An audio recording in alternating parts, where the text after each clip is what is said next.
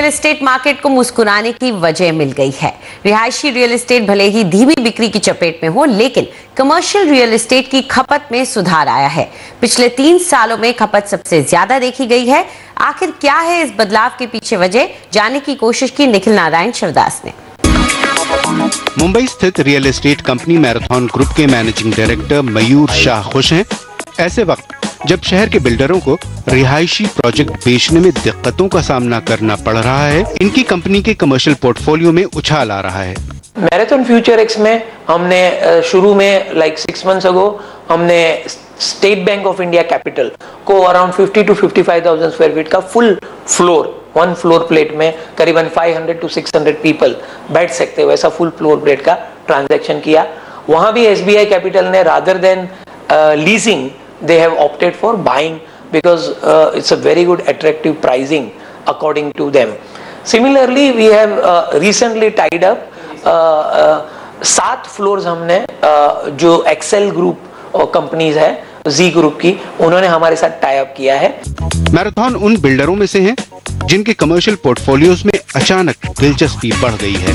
3 साल तक सुस्त पड़ी कॉर्पोरेट्स और बहुराष्ट्रीय कंपनियां अब मुंबई में ऑफिस खरीदने के लिए कतार बांधे खड़ी हैं। प्रॉपर्टी सलाहकार नाइट फ्रैंक की एक रिपोर्ट में भी इशारा मिलता है कि मुंबई मेट्रोपॉलिटन रीजन में ऑफिस स्पेस की खपत 3 साल की ऊंचाई पर है और लगभग 73 लाख वर्ग फुट खप चुकी है। 2015 की पहली छमाही में और भी बढ़त होने के आसार हैं। सो जो बिजनेस रैशनल टू एक्सपैंड और टू कंसोलिडेट, ये ऑक्युपायर्स का दिमाग में घुस गया, तो they will do it now. So they are confident कि जो बैड टाइम्स वो उनके पीछे चला गया, सो आगे जो है गुड टाइम्स ही आएगा। तो इस हिसाब से अगर आप देखेंगे तो कमिंग जो 6 months है, हमारा प्रेडिक्शन ये है कि 4 million स्क्वायर फीट ट्रांजैक्शन होगा इन द फर्स्ट 6 months। आखिर इस मांग के पीछे वजह क्या है? जानकार मानते हैं कि अर्थव्यवस्था को बेहतर करने की सरकार की कोशिशों से निवेशकों में भरोसा बढ़ा है।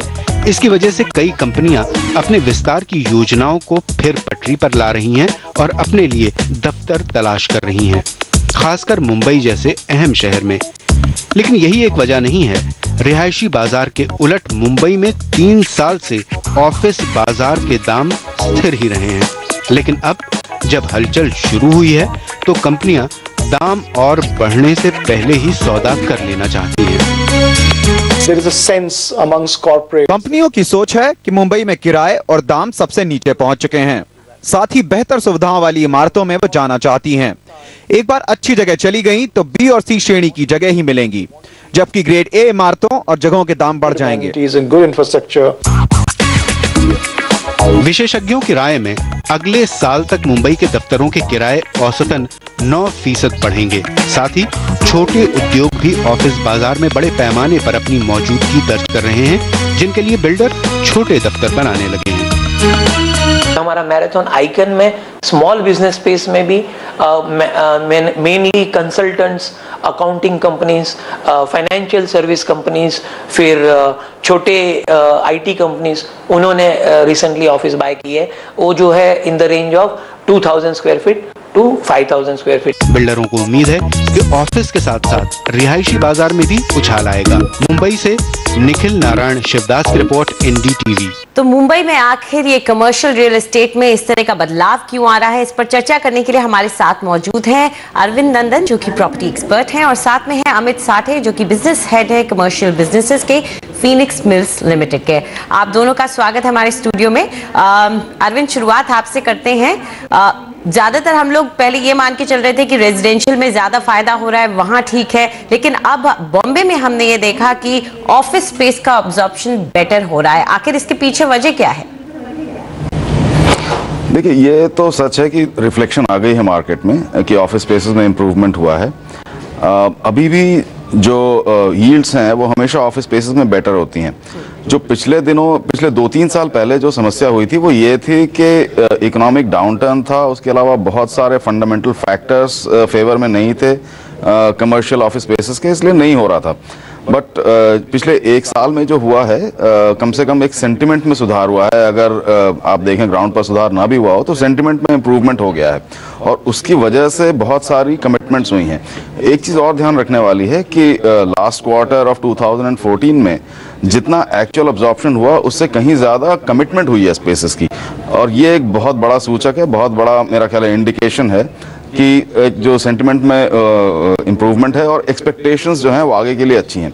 ये एक बहुत बड़ा फैक्टर है, मैं समझता हूँ। जी बिल्कुल, जाहिर तौर पर इससे ये पता चलता है कि आगे जाकर के मार्केट और सुधरेगा। लेकिन अमित, क्या इसके पीछे कहीं ना कहीं ये वजह भी हो सकती है कि पहले प्राइसेस की वजह से लोग और जो कमर्शियल स्पेस ढूंढ रहे थे वो दूर थे, और शायद अब प्राइसेस में क्या कोई फर्क आया है या उन्हीं प्राइसेस पे ये एब्जॉर्प्शन हो रहा है? एक्चुअली अगर आप प्राइसेस की बात करें तो पिछले 3 साल से प्राइसेस तो बिल्कुल रॉक बॉटम पे रही है कमर्शियल मार्केट में, लेकिन अभी तकरीबन 20 से 30% का उछाल आया है प्राइसेस में। So prices is not the reason, वो कोई वजह नहीं है कि वो लोग अभी लेना शुरू कर रहे हैं। द ओनली रीज़न सिर्फ ये वजह है कि थोड़ा सा एक्सपेंशन प्लान्स पे ज़्यादा जोर देने लगे हैं लोग और कंपनियां, और उसी की वजह से सिर्फ ये नया उछाल जो आ रहा है कमर्शियल डेवलपमेंट में वो दिख रहा है। जी अरविंद, आप क्या मानते हैं कि कौन से इलाकों को सबसे ज्यादा फायदा, कौन से कमर्शियल स्पेसेस हैं जिनको सबसे ज्यादा फायदा हो सकता है आगे चलकर मुंबई में इस बदलाव का? जी हाँ, उससे पहले अगर ज़रा थोड़ा सा और वृहद पैमाने पे बात कर लूँ तो अगर आप पूरे इंडिया का मार्केट भी देखें तो इस साल पिछले साल जो 30 से 34 मिलियन स्क्वायर फुट की ऑब्जॉर्प्शन हुई है उसका 75-76% तो सिर्फ दिल्ली, बॉम्बे, बैंगलोर में ही हो जाता है। अगर आप किसी सिटी के अंदर आ जाएं जैसे बॉम्बे के अंदर, तो यहाँ भी 2-3 मार्केट्स ऐसे हैं जहाँ पर सबसे ज़्यादा जो है एक्टिविटी हो रही है। उनमें थाने बेलापुर रोड मार्केट में बहुत एक्टिविटी आई है। सिटी के अंदर अगर आप आते हैं तो अंधेरी कुर्ला रोड है, मलाड है और बीकेसी है। ये 3 मार्केट्स ऐसे हैं जो इस समय काफ़ी ज़्यादा एक्टिविटी फेस कर रहे हैं, और इनके आसपास जैसे बीकेसी के आसपास जो कुर्ला कलीना का मार्केट है वो भी इंक्लूड हो जाता है। तो अगर आप ये 3-4 फोकल पॉइंट्स ले लें तो यहाँ पर सबसे ज़्यादा एक्टिविटी है। उसका सबसे बड़ा रीज़न ये भी है कि जो पुराने एस्टैब्लिश्ड मार्केट्स थे वहाँ अब कोई कंस्ट्रक्शन एक्टिविटी पॉसिबल नहीं है, और वहाँ पे अब बिल्डिंग्स या इंफ्रास्ट्रक्चर भी पुराना है। तो ये सारी बातें अगर आप रख के देखते हैं तो हम सिर्फ 2 या 3 ऐसे फोकल पॉइंट्स हैं इस शहर में जहाँ पर ये सारी एक्टिविटी हो रही है, और आगे भी यही होगी शायद अगले 12 या 18 महीने। जी साथ ही अमित, आपको लगता है कि क्या कुछ ऐसे इलाके, जिन इलाकों की बात कर रहे हैं अरविंद, वहां पर नया लॉन्च होगा? ये आपको लगता है कि अब या लॉन्चेस भी कम हो गए हैं इस वजह से जो है बाजार में वो इन्वेंट्री अभी उठ रही है? 2 चीज़ें हैं। एक तो 2 साल पहले एक नया DCR which is development regulations जो आई थी, उसकी वजह से कमर्शियल बनाना डेवलपर्स के लिए एक चैलेंज हो गया है because of the fungible FSI cost going higher and higher. In fact the new जो नया रेडी रेकनर आया है उसके हिसाब से तो और भी मुश्किल हो गया कमर्शियल प्रॉपर्टीज़ बनाना। उसकी वजह से कंस्ट्रक्शन ऑफ कमर्शियल प्रॉपर्टीज़ जो कहते हैं वो बहुत ज़्यादा गिरा है। इनफैक्ट अगर देखा जाए तो ऑन एन एवरेज जो 3 million square feet commercial properties Bombay में सप्लाई आता था, आज के दिन में 1 मिलियन भी आएगा कि नहीं हर साल, ये थोड़ा सा क्वेश्चन मार्क होने लगा है।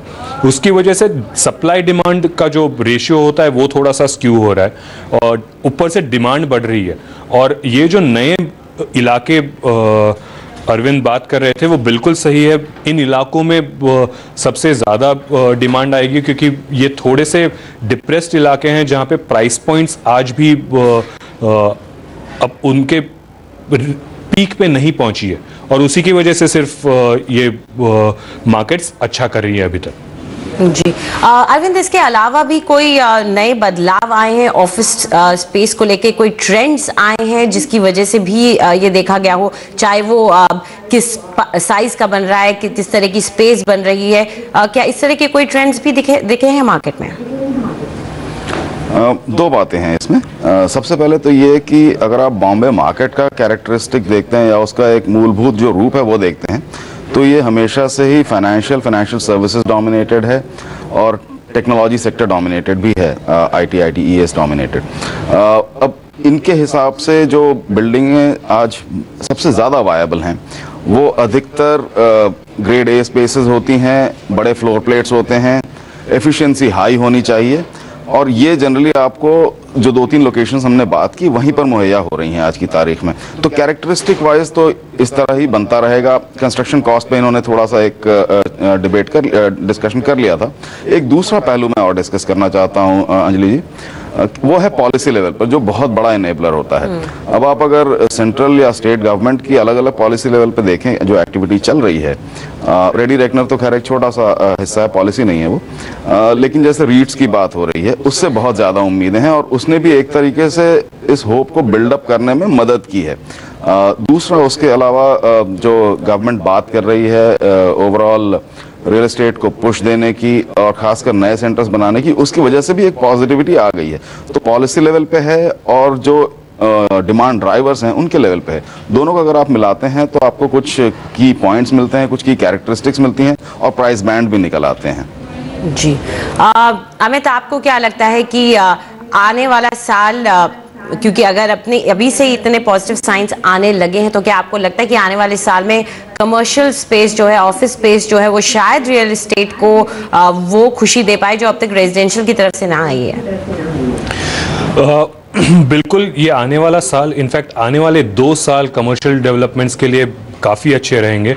हमारा अनुमान है कि 30 से 50% का रेंटल इंक्रीज एक्सपेक्टेड है in the secondary business districts like Andheri Kurla, Borivali, Thane, Navi Mumbai और द एंसिलरी ऑफ BKC। इसके अलावा एक और चीज़ पे ध्यान देना पड़ेगा कि एक ट्रेंड दिखाई दिया था पिछले 2-3 सालों में, जो बड़ी बड़ी कंपनियां थी वो बंबई से बाहर जाना चाहती थी फॉर बाइंग लार्ज स्पेसेस और टेकिंग अप लार्ज स्पेसेस। वो कंपनियों ने अभी वो ट्रेंड रिवर्स कर दिया है। उसका एक और कारण है कि पिछले 3-4 सालों में डिप्रेशन की वजह से, इकोनॉमिक डिप्रेशन की वजह से कॉस्ट ऑफ ह्यूमन रिसोर्स, जो एक ह्यूमन रिसोर्स को हायर करने की कॉस्ट बॉम्बे में बढ़ रही थी, वो भी घटी है, और उसी की वजह से लोग अब फिर से बंबई को लार्ज ऑफिस स्पेसेस या back office spaces where the maximum space is consumed, वो देखने की फिर से शुरुआत हुई है।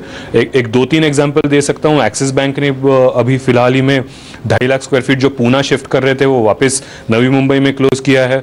फिर मेरे दोस्त housing.com भी वही कर रहे हैं, और ऊपर से there are other IT and ITES companies जो पहले बेंगलोर की तरफ देख रहे थे या पूना की तरफ देख रहे थे। कुछ कंपनियों ने गुड़गांव तक चहल की थी, लेकिन वो फिर से अभी बंबई मार्केट में ऑफिस स्पेस उठाना शुरू किए हैं। जी, तो चलिए, बंबई के कमर्शियल स्पेस में एक बार फिर से हरकत देखने को मिल रही है, और जब ऐसा होता है तो अब इसको अगर बड़ी तस्वीर के तौर पर देखें तो यही लगता है कि शायद इकोनॉमी का ही एक पहलू है, और इससे यही सोचने में लगता है कि जितनी ज्यादा ऑफिस की खपत हो रही है उतनी ज्यादा लोगों को नौकरियां भी मिलेगी, एक मानवीय चेहरा भी मिल जाता है। आप दोनों हमारे साथ इस चर्चा में जुड़े, उसके लिए शुक्रिया आपका। फिलहाल वक्त एक छोटे से ब्रेक का, लेकिन उसके बाद